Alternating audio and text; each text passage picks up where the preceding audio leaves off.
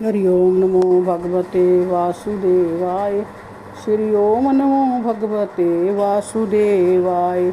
हम तुम्हारी सारी चालों को अच्छी तरह समझती हैं। तुमने अपनी मधुराधर बांसुरी की मोहनी ध्वनि से हमें पागल करके हमें जहाँ बुलाया था, तुमने कपट करके हमारे साथ रास रचाया और अब अपना स्वार्थ पूरा होते ही तुमने इस रात्रि की निर्भरता में हमें इस प्रकार से असहाय छोड़ दिया है और स्वयं कहीं जाकर छिप गए हो।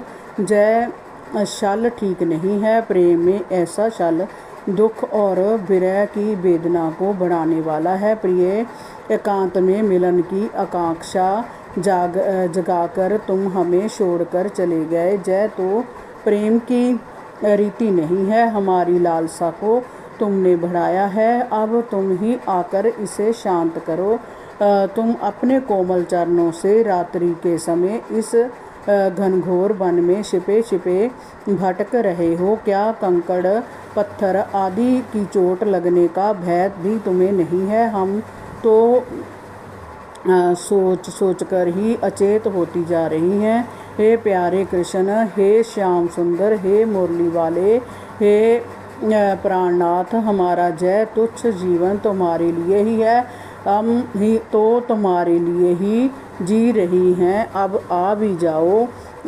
तुम कहाँ छिपे हो? क्यों हमें सता रहे हो? परीक्षित, गोपियों का जय विलाप सारे वन प्रदेश में गूंजने लगा। 32वां अध्याय। भगवान श्री कृष्ण का प्रकट होकर गोपियों को सांत्वना देना। श्री सुखदेव जी ने कहा, परीक्षित, जिस समय गोपियाँ श्री कृष्ण के वियोग में इस प्रकार प्रलाप कर रही थीं, उसी समय भगवान श्री कृष्ण उनके बीच में प्रकट हो गए।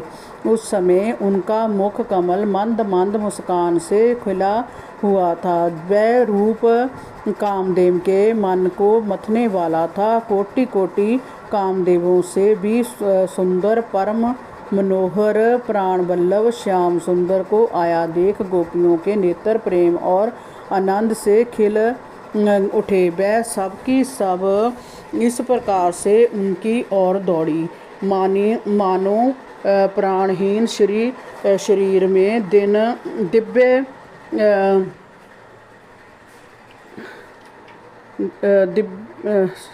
प्राणहीन शरीर में दिव्य जीवन का संचार हो गया हो। शरीर के एक एक अंग में नई चेतना और स्फूर्ति भर उठी। सभी गोपियों ने श्री कृष्ण को चारों ओर से घेर लिया और उनके अंगों को स्पर्श करके अपने हृदय को आनंदित किया। परीक्षित, जैसे मोक्ष की इच्छा रखने वाले ज्ञानी पुरुष संसार की पीड़ा से मुक्त हो जाते हैं, वैसे ही समस्त गोपियों को भगवान श्री कृष्ण के दर्शन से परम आनंद और हरि ओम नमो भगवते वासुदेवाय। श्री ओम नमो भगवते वासुदेवाय।